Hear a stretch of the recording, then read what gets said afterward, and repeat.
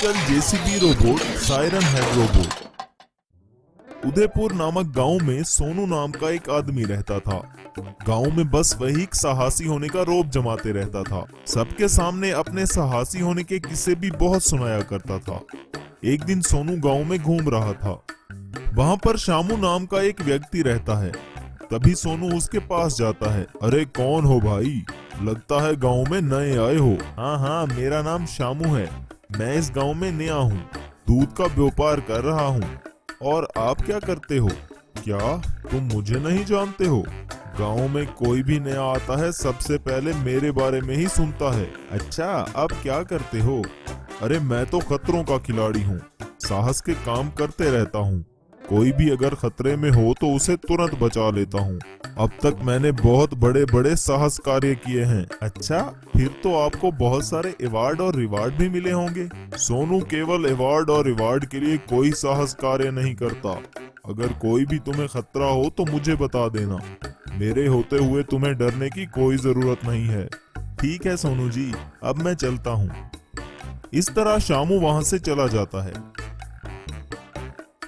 अगले दिन सुबह शामू दूध लेकर अपनी बाइक पर जंगल से गुजर रहा होता है। जंगल में उसे एक अजीब सी आवाज सुनाई देती है और वहां कुछ ही दूर उसे एक सायरन हेड दिखाई देता है। उसे देखकर शामू डर के मारे कांपने लगता है और अपनी बाइक को वहीं छोड़कर सोनू के पास दौड़ लगाता है। सोनू भाई मुझे बचा लो। एक अजीब से जानवर ने मेरी बाइक को रोक लिया। किसी भी तरह आप इसका अंत करो। चलो अभी चलते हैं वहां। ठीक है, डरो मत, चलो चलते हैं। इस तरह दोनों मिलकर सायरन हेड के पास जाते हैं। उसे देखकर सोनू कहता है, अरे ओ सायरन हेड, यहाँ से चले जाओ, नहीं तो तुम्हारी खैर नहीं। फिर सायरन हेड आगे बढ़कर सोनू को उठाकर दूर फेंक देता है। बाप रे, ये कोई साधारण चीज नहीं है, ये तो बहुत खतरनाक है। इसके हाथ लग गए तो हमारे टुकड़े टुकड़े कर देगा। चलो भाग चलते हैं यहाँ से। अरे आप तो बहुत बहादुर हो ना, आप भी ऐसे डर जाओगे तो कैसे चलेगा? अभी जाकर इसका अंत कर दीजिए। अरे बाप रे, आज से मेरे पूरे साहस कार्य बंद।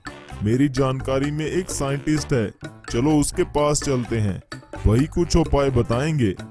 फिर दोनों साइंटिस्ट के पास जाते हैं और सारी बात उसे बताते हैं। आप चिंता ना करें, वहाँ एक सायरन हेड है, उसका अंत करना बहुत मुश्किल है। कुछ ही दिन पहले मैंने एक प्रयोग किया था। सायरन हेड का अंत करने के लिए मैंने एक मैजिकल जेसीबी रोबोट बनाया था। अब जाके मुझे एक अच्छा मौका मिला है उसे इस्तेमाल करने। इस तरह साइंटिस्ट मैजिकल जेसीबी रोबोट को उन्हें दिखाता है। उसके हाथ में एक बड़ी सी तलवार होती है। साइंटिस्ट जी, ये तो बहुत ही भयंकर है, लेकिन क्या ये सायरन हेड से फाइट कर पाएगा? हाँ, क्यों नहीं, ये जरूर उससे फाइट करेगा। चलो तुरंत चलते हैं। इस तरह मैजिकल जेसीबी रोबोट को लेकर सायरन हेड के पास जाते हैं। वहां पर सायरन हेड इधर उधर घूमते रहता है। तभी साइंटिस्ट कहता है, ये कोई साधारण सायरन हेड नहीं है, बहुत ही खतरनाक है। फिर भी तुम भागना नहीं, उसका सामना करना और अंत तक टिके रहना, तभी हम विजय हो पाएंगे। इस तरह अपने मैजिकल जेसीबी रोबोट को आज्ञा देता है। वो तुरंत जाकर सायरन हेड पर हमला कर देता है। वो अपनी मैजिकल तलवार से सायरन हेड पर काफी हमले करता है, लेकिन सायरन हेड भी काफी तेज था। वो हर बार मैजिकल जेसीबी रोबोट को चकमा दे देता है।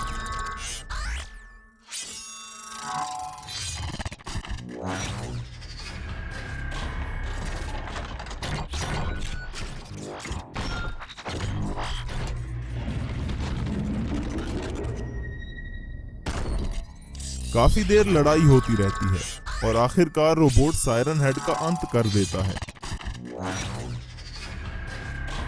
मैंने जो मैजिकल जेसीबी रोबोट बनाया था वो सक्सेसफुल हो गया।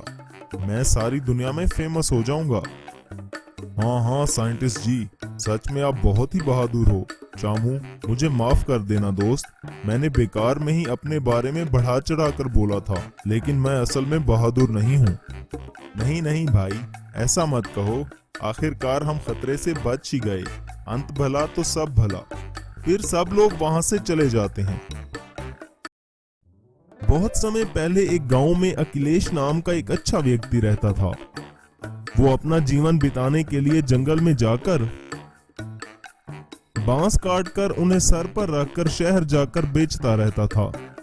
अगर कोई मुश्किल में रहता तो वो जितना हो सके उसकी सहायता करता रहता था।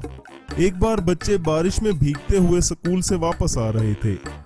तभी अखिलेश इन्हें देखकर उन पर तरस खाकर, अरे इतनी छोटी उम्र में ये इतनी मेहनत कर रहे हैं, इन छोटे बच्चों के लिए कुछ न कुछ तो करना होगा, ये सोचकर वो जंगल चला गया।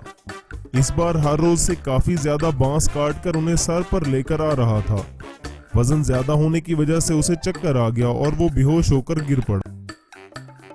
में एक बूढ़ा आदमी वहां आकर इस पर पानी छिड़ककर उसे होश में लाया। बेटा, तुम कौन हो और यहाँ पर क्यों आए हो और इतना वजन क्यों उठा रहे हो? बाबा, मैं एक अनाथ हूँ, मेरे आगे पीछे कोई नहीं है। बच्चे बारिश में भीग रहे थे तो इन्हें देखकर उनकी जरूरत के लिए कुछ बनाने के लिए ज्यादा बांस को शहर में बेचकर पैसों से बच्चों के लिए कुछ न कुछ करने का मैंने निर्णय लिया। अरे वाह वाह बेटा, कितना अच्छा दिल है तुम्हारा। तुम्हारे जैसे बहुत कम लोग दिखते हैं। मैं तुम्हें एक मैजिकल बाम्बू स्टिक देता हूँ, वो तुम्हें जंगल के बीचों बीच अंडरग्राउंड में मिलेगा। वो स्टिक तुम्हारे बहुत काम आएगा। और एक बात, इस बांस को बेचकर बहुत कम पैसा मिलेगा। इन बांसों से तुम खिलौने तैयार करके बेचो, तुम्हारा व्यापार अच्छा चलेगा। ये सुनकर अखिलेश जादुई छड़ी ढूंढने जंगल में गया। वहां से एक गड्ढा दिखाई दिया। अखिलेश तुरंत अंडरग्राउंड चला गया। अंडरग्राउंड जाकर उसने देखा कि एक मैजिकल बाम्बू स्टिक वहां पर पड़ी थी। अखिलेश ने तुरंत वो स्टिक उठाई और गांव वापस आ गया। इस बूढ़े आदमी के कहे जैसे ही अखिलेश बांस से छोटे छोटे खिलौने बनाने लगा। उसने बहुत सारे मिनी बैम्बू रोबोट्स भी बनाए। बैम्बू ट्रैक्टर, बैम्बू बस और बैम्बू रोबोट्स को शहर जाकर बेचने लगा, जिससे उसे काफी नफा हुआ। एक बार अखिलेश कहीं जा रहा था, सामने ही उसे एक गरीब किसान दुखी होते हुए दिखाई दिया। अखिलेश तुरंत उसके पास चला गया और पूछा, तुम दुखी क्यों हो भैया, क्या समस्या है तुम्हारी? तभी किसान ने कहा, बाबूजी, मैं एक गरीब किसान हूँ, खेती में काम करने के लिए मेरे पास और कोई आदमी भी नहीं, मैं अकेला इतना काम कैसे करूँ? अखिलेश तुरंत एक बैम्बू रोबोट को निकालकर अपने मैजिकल स्टिक से उसे छुआ। बस वो एक बड़े से बैम्बू रोबोट में बदल गया। अखिलेश ने वो रोबोट गरीब किसान को दे दिया। एक बार स्कूल से बच्चे गर्मी के मौसम में धूप में घर आ रहे थे, तो अखिलेश इन बच्चों के पास जाकर, रे बच्चों, आज से तुम लोगों को ऐसे कड़ी धूप और बारिश में जाने की जरूरत नहीं है, ये लो तुम्हारे लिए स्कूल बस, कहकर उसका बनाया हुआ बैम्बू स्कूल बस निकालकर उसे मैजिकल स्टिक से छुआ। तभी स्कूल बस सच में एक असली स्कूल बस में बदल गई और सभी बच्चे बहुत खुश हो गए।